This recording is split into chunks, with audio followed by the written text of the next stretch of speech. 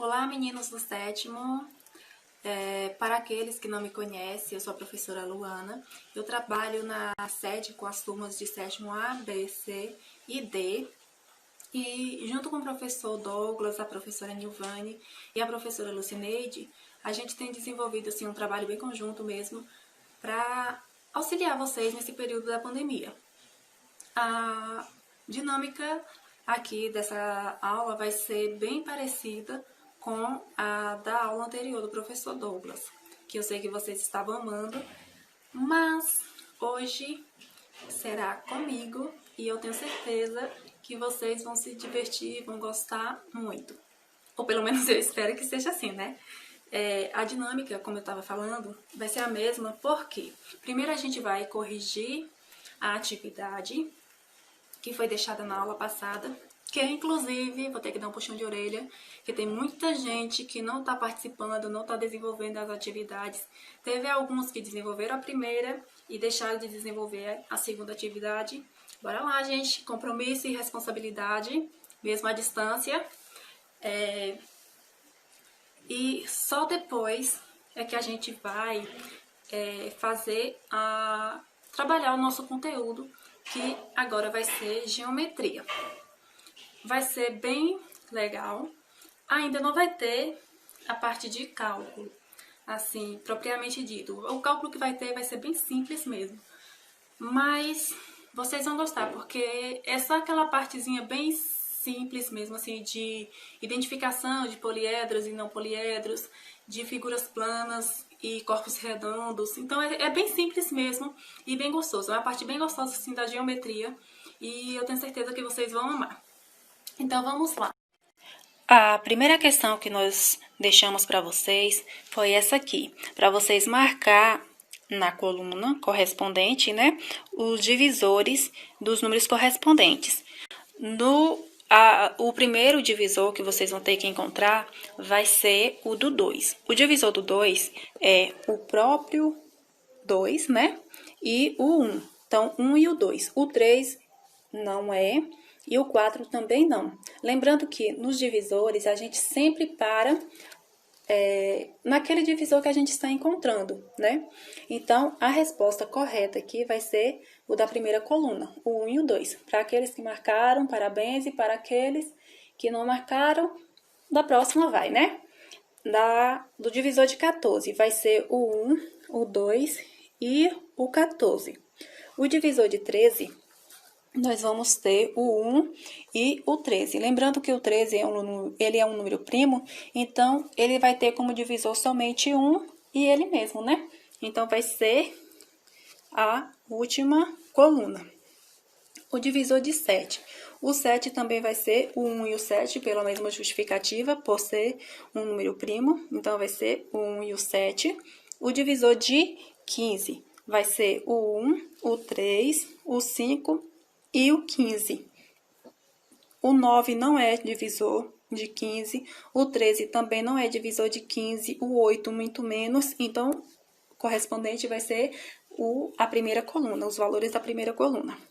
Agora, o divisor de 20. O divisor de 20 vai ser o 1, o 2, o 4, o 5, o 10 e o 20.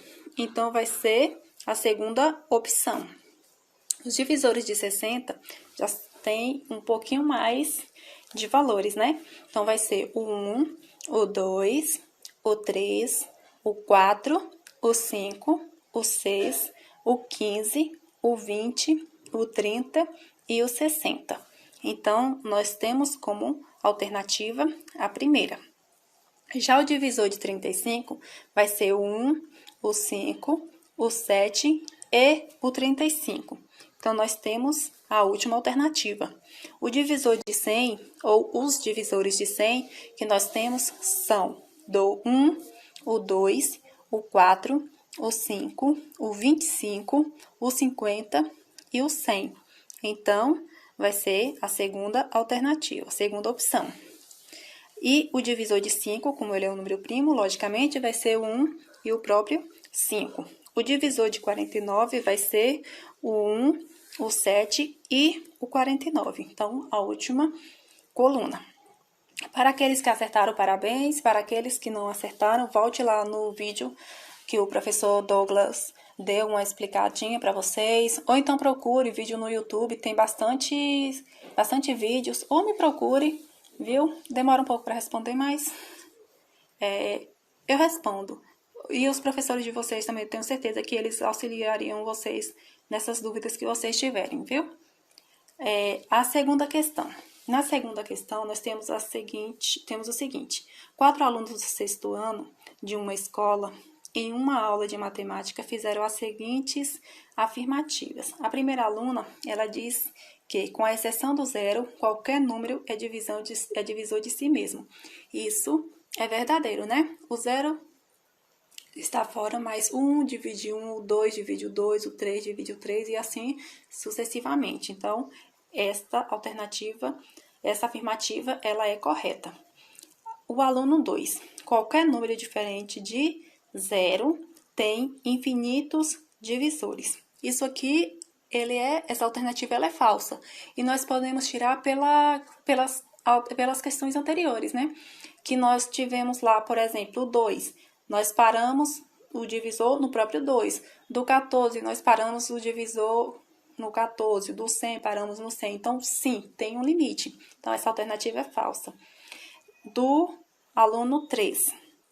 O número 0 não é divisor de nenhum número natural. Isso é verdadeiro. O 0, ele não é divisível. Não existe divisão por 0, né? Então, essa aqui é verdadeira. O aluno 4. O número 1 é um número primo. Então, essa aqui é uma alternativa falsa. Por quê? O número 1, ele não é primo. O 2, ele é o único número par que é primo e os demais todos são números ímpares. Só o número 1 que não entra dentro dessa contagem, né? Mas, vamos lá. Essa aqui é a alternativa falsa. Então, vamos verificar. Somente a aluna 1 e o aluno 3 formularam a alternativa correta. Então, está correta, né? A aluna 1 e o aluno 3 foram os alunos que acertaram. Agora, vamos para a próxima questão. Leia atentamente a seguir a exposição feita por uma professora de matemática e as afirmativas feitas por algum de seus alunos. Então, a professora, ela diz que 2 pedaços de barbante, um branco e outro azul, devem ser cortados em pedaços de mesmo tamanho. Essa medida deverá ser a maior possível. Logo, a gente vai ter que usar o MDC, né? O barbante branco tem 270 metros de comprimento e o azul 240 metros. E aí nós temos as alternativas dos alunos. Eu não vou ler agora por conta do tempo mesmo, então vamos lá. Como a gente vai ter que tirar o MDC de 240 a 270, nós vamos ter que fazer isso aqui, ó. 240 e 270, sempre, eu acho que é interessante que vocês vão circulando ou fazendo um tracinho, alguma coisa, para identificar os valores que são divisíveis para os dois ao mesmo tempo. No caso aqui, vai ser esse primeiro 2, que divide 270 e 240, o 3, que divide 135 e 115, e o 5, que divide os 5 aí do final. Então, depois que eu fiz essa fatoração, eu vou pegar esses 3 valores e vou multiplicá-los entre si. E aí, eu chego ao valor de 30. Então, qual foi o aluno que falou que teria que dar 30? Foi o Felipe, né? Que ele disse que o tamanho de cada pedaço, depois de cortado, deverá ser 30 metros. Então, o Felipe foi quem acertou. Agora, a quarta alternativa. Na quarta alternativa, nós vamos ter que Roberto foi ao médico, que receitou a ele o seguinte medicamento. Sabendo que Roberto tomou ontem, às 19 horas, esses 2 medicamentos, calcule os itens a seguir. Então, ele tomou o primeiro medicamento de 8 em 8 horas e o segundo medicamento de 6 em 6 horas. E ele tomou os 2 às 17 horas. Então, depois de quanto tempo, intervalo mínimo possível, ele vai tomar os 2 remédios juntos. Para isso, a gente vai ter que tirar ter que fazer a fatoração de 8 e de 6. Fazendo a fatoração de 8 e de 6, nós vamos ter como resultado o seguinte: o 2, 3 vezes, e o 3. Multiplicando esses três valores, nós vamos chegar a 24, né? 2 vezes 2, 4, 4 vezes 2, 8, 8 vezes 3, 24. Isso significa que ele vai ter que tomar os dois medicamentos ao mesmo tempo, 24 horas depois. Agora, na letra B. A que horas, após as 19 horas, ele vai tomar os dois medicamentos simultaneamente?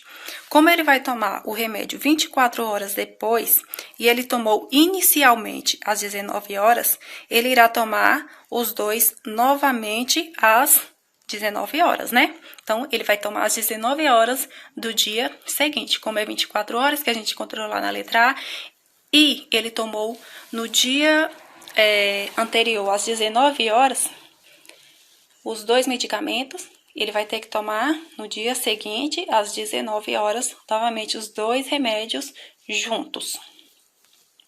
A questão 5, a quinta e última questão. A escola, Vivendo e Aprendendo, resolveu construir um teatro. O arquiteto responsável fez a seguinte representação, ou seja, a planta baixa, de acordo com os dados fornecidos pela escola.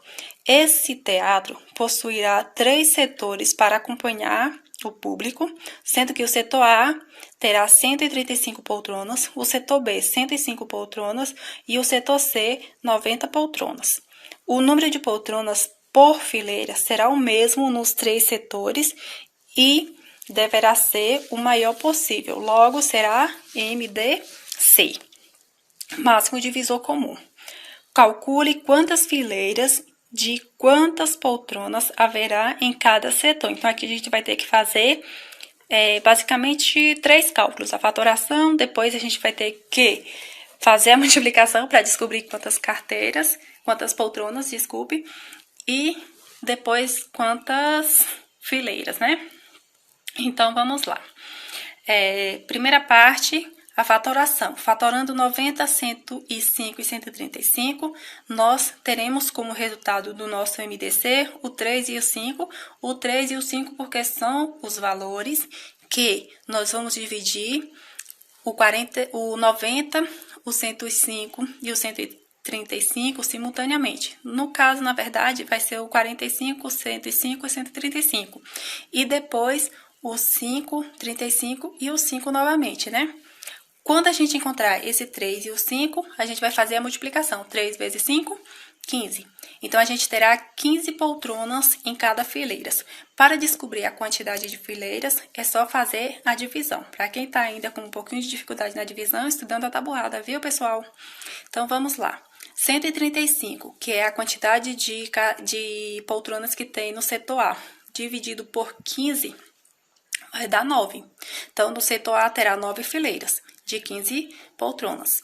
No setor B, terá 7 fileiras de 15 poltronas. E no setor C, 6 fileiras de 6 fileiras de 15 poltronas. E agora, vamos lá para o nosso conteúdo. Vamos estudar geometria, pessoal. Eu espero que vocês amem geometria, porque é maravilhoso esse conteúdo, viu? Então, vamos lá. Estudando geometria. Qual é o significado da palavra geometria? Alguém aí se habilita? Então, vamos lá. Geometria. A palavra geometria resulta das palavras do grego geo e metria. Geo significa terra e metria significa medida.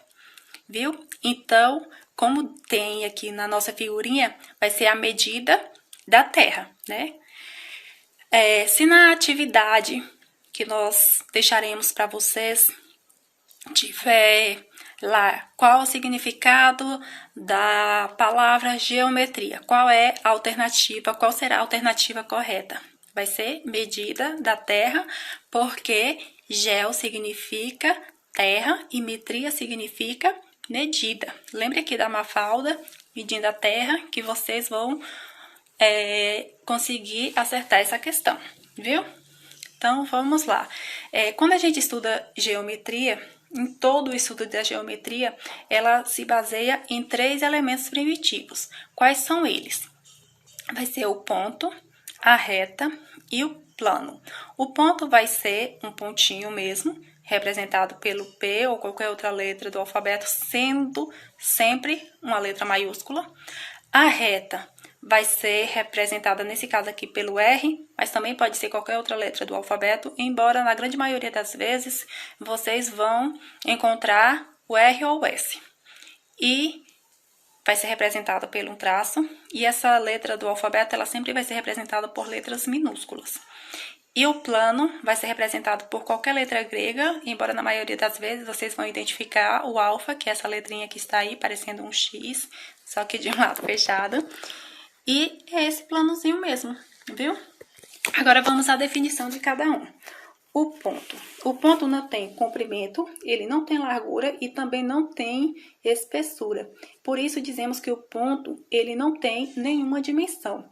E a representação do ponto é justamente essa daí, um pontinho com uma letra maiúscula. Sempre nós vamos indicar com a letra maiúscula, viu?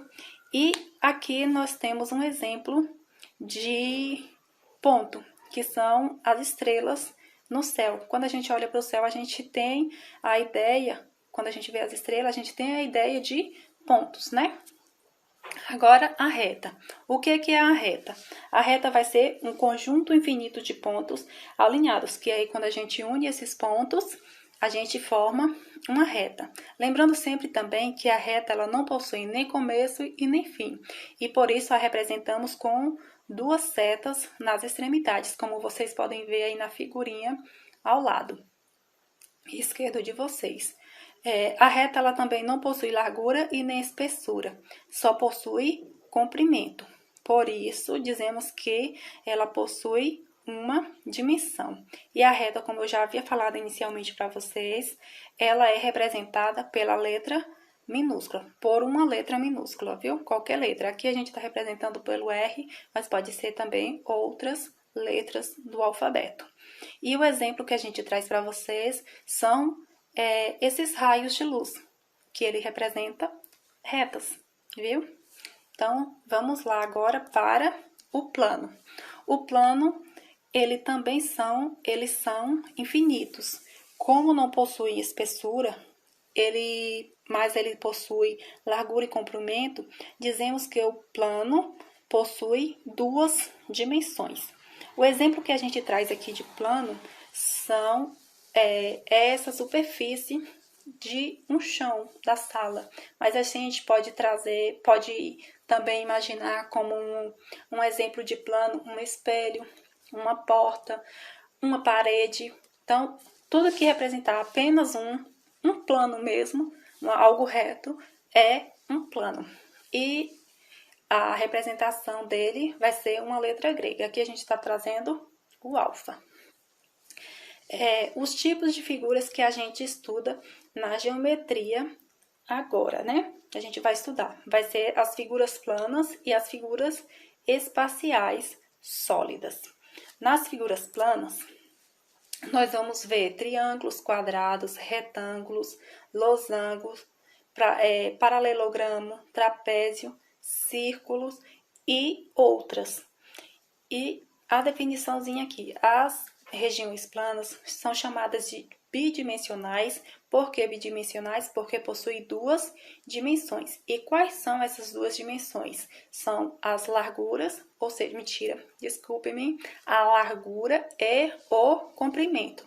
Então, são bidimensionais porque possuem 2 dimensões e as dimensões são a largura e o comprimento das figuras planas, viu? Não confundam com as figuras tridimensionais.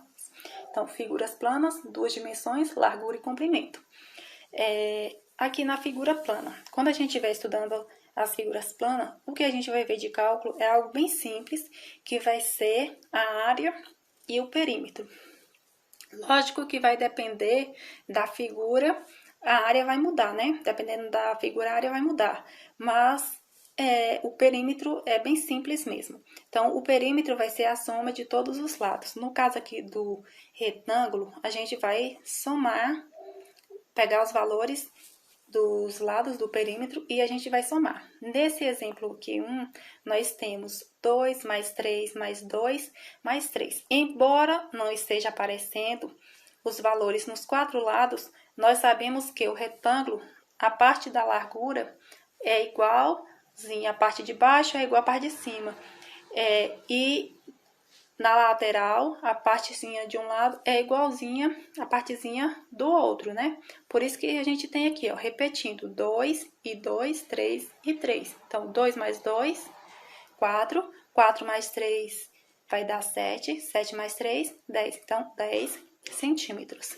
A área, nós vamos calcular um pouquinho diferente, porque a gente vai usar o comprimento e a largura dessa figura. Então, como que vai ficar?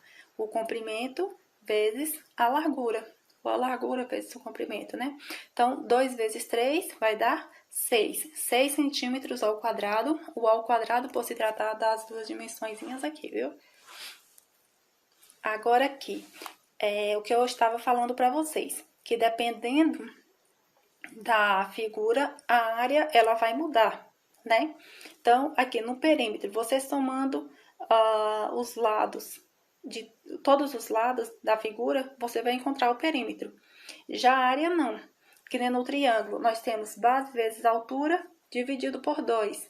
No quadrado vai ser lado ao quadrado. Por que lado ao quadrado? Porque um quadrado ele tem os 4 lados com a mesma medida. Então, você pega um desses lados e eleva ao quadrado. Digamos que seja 2, então vai ficar 2 ao quadrado, vai ficar 2 vezes 2, que é igual a 4. No retângulo, vai ficar comprimento vezes largura. Na circunferência, que a gente não vai ver agora, mas já vamos apresentar aqui para vocês. Vai ficar π vezes raio ao quadrado. O losango vai ficar diagonal maior vezes diagonal menor dividido por 2. No trapézio, vai ficar base maior mais base menor, entre parênteses, vezes altura dividido por 2. Então, essa aqui é a forma de a gente calcular a área de cada uma dessas figuras. Já o perímetro, é só vocês somar os lados e aí vocês encontram. Ou então, vocês podem usar essas fórmulas aqui, exceto a circunferência, que é diferente, né? Que não tem como você somar os lados de um círculo, né? Que aí, vocês vão ter que fazer o seguinte, para encontrar o perímetro. Vai fazer 2 vezes π vezes o raio, né? Mas o resto é só vocês somar os lados, e todos os lados, que aí vocês encontram o perímetro. Agora, comparando as medidas. Nós temos aqui a mesma figura e nós vamos encontrar valores diferentes para o perímetro e para a área. Lembrando que a área vai ser a parte interna da figura e o perímetro vai ser, digamos que a borda dessa figura, né? Como a gente não tem uma medida, vamos considerar um para cada ladozinho de quadrado. Então, vai ficar como? Na área aqui, por exemplo, esse quadrado menorzinho que está em cima, aqui do lado esquerdo, você vai ter um de um lado e um do outro, né? Na verdade, todos os lados vai ter um. Então, como a gente viu lá, a área do quadrado, você vai fazer o quê? Lado ao quadrado. Então, 1 ao quadrado vai dar 1. Esse outro quadradinho que está aqui separadinho também, do lado direito, logo no meio, vamos dizer assim, vai ser 1 também, porque 1 ao quadrado dá 1. Já o quadrado maior, que está aqui no meio, nós temos 2 quadrados, né? Então, vai ficar 2 ao quadrado. 2 ao quadrado vai ficar 4. Então, como esse quadrado maior ficou 4, o menor, 1, e o outro menorzinho aqui do lado direito, 1, vai dar 6. Então, nós temos a área de 6 centímetros quadrados. O perímetro, como todos, a gente vai ter que fazer a soma de todos os lados, da medida de todos os lados, vai ficar 1 2, 3, 4, 5, 6, 7, 8, 9, 10, 11, 12. Então, 12 centímetros. E acabou. É só isso que a gente faz. Continuando. Essas figuras aqui são objetos que a gente vê no nosso dia a dia. E elas trazem a ideia das nossas figuras que nós vimos lá. Então, a bola da circunferência, o chapéuzinho aqui vai trazer a ideia do cone. O dado vai trazer a ideia do cubo, né? O extintor traz a ideia do cilindro. A caixinha já traz a ideia do retângulo, né? Na verdade, aqui nem seria bem o retângulo, porque ela traz de um paralelogramo, né?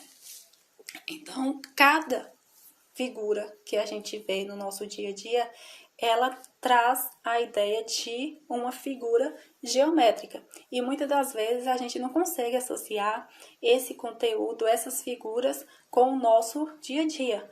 Mas tudo em nossa vida é matemática, tudo em nossa vida traz a ideia de algo da matemática. E a geometria é algo que está mais visível ainda. Então, vamos continuar. Aqui, os sólidos geométricos, que a gente iniciou aí com as imagens de algo que nós temos em nosso dia a dia. Olha só, a circunferência, o cubo, o cilindro, o cone. Então, são todos sólidos geométricos, né? Em geometria, os sólidos é uma figura tridimensional, porque possui 3 dimensões. E quais são essas 3 dimensões? O comprimento, a largura e a altura. Continuando, vamos lá. As figuras espaciais, elas podem ser classificadas em poliedros e não poliedros, ou também podem ser chamadas de corpos redondos, esses não poliedros. Os poliedros, nós temos aqui 3 exemplos, que vai ser o cubo, o paralelepípedo e a pirâmide. E os não poliedros, nós temos esfera, cone e cilindro. Agora, qual a diferença de um para o outro? Olha só, alguns exemplos de poliedros.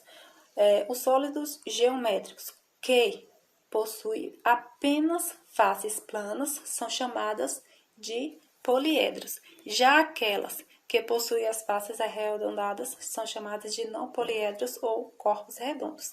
Nos poliedros, eles vão ter em sua composição as faces, os vértices e arestas. Face a gente vai chamar de F, aresta de A e vértices de V. Então, a face são os polígonos que limitam aos poliedros. As arestas são os segmentos de retas que são formados pelos encontros das faces. E os vértices são os pontos de encontro entre as arestas. Aqui, para exemplificar melhor. Então, a face vai ser essa partezinha de azul escuro, o vértice vai ser os cantinhos, que são esses pontinhos, e as arestas são essas linhas de azul mais escuro aí.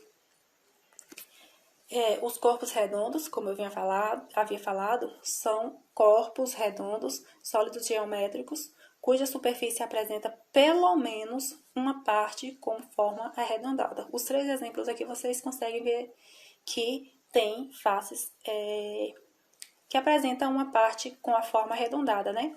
A parte aqui da circunferência é toda arredondada. Do cilindro tem a lateral arredondada, apesar de as bases serem retas. E o cone tem a base reta, mas a lateral também é arredondada. Aqui tem a planificação do cone e do cilindro, que são corpos redondos. E agora é com vocês, pessoal. Vamos estudar, vamos participar. Como eu falei anteriormente, muitos estão deixando de resolver as atividades, não estão participando, não estão assistindo os vídeos. Tem alguns que estão já partindo direto para a atividade, não estão assistindo os vídeos. Então, vamos lá. Eu sei que isso aqui não é a mesma coisa que se a gente estivesse em sala de aula, mas é o que a gente está podendo oferecer no momento. Então, vamos estudar. Todos nós acreditamos no potencial de vocês. Então, vamos estudar. Vamos mostrar que vocês são sim capazes que vocês são capazes disso e muito, muito mais. Beijão e até a próxima!